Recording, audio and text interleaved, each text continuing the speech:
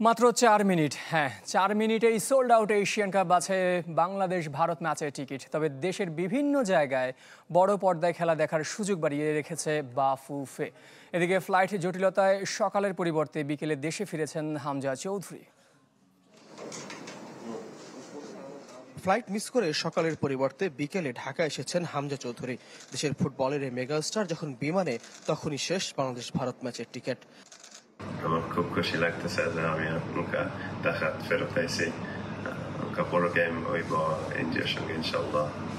অনলাইনে ছাড়ার মাত্র 4 মিনিটের মধ্যে টিকিট সোল্ড আউট, তাই সিংহভাগ ফুটবল প্রেমীদের সঙ্গী হয়েছে হতাশা।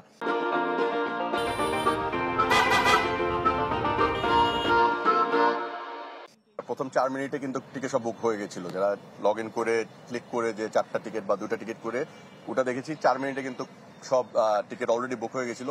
তারপরে আরো 10-15 মিনিট লেগেছে পেমেন্ট আসতে, অনেকগুলি ফেল হয়েছে। ওইটা আবার ফেল যেগুলি ছিল ওগুলি আবার অনলাইনে আসতে একটু সময় লেগেছে।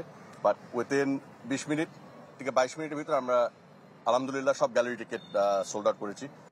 যারা টিকিট পাননি তাদের সুযোগ থাকছে বড় পর্দায় ম্যাচ দেখার। এবার সারা দেশে 2টি বাড়িয়ে 11টি ফ্যান জোন করার উদ্যোগ নিয়েছে ফুটবল ফেডারেশন। ভারত বাংলাদেশ দুই রথের রোমাঞ্চের ছোঁয়া লেগেছে প্রীতি ম্যাচেও। নেপাল ম্যাচের টিকিট বিক্রিতে ইতিবাচক প্রভাব পড়তে শুরু করেছে। নেপালের টিকিটও আমি বিশ্বাস করি যে আজকে ভিতরে সোল্ড আউট হয়ে যাবে। আমরা যেটা দেখলাম যে অলরেডি গতি বেড়ে গেছে। এদিকে বাংলাদেশ ভারত ম্যাচের জন্য সোমবার সকালে পৃষ্ঠপোষক প্রতিষ্ঠানগুলোর সাথে চুক্তি সেরেছে ফুটবল ফেডারেশন। ফয়জুল ইসলাম, চ্যানেল 24, ঢাকা।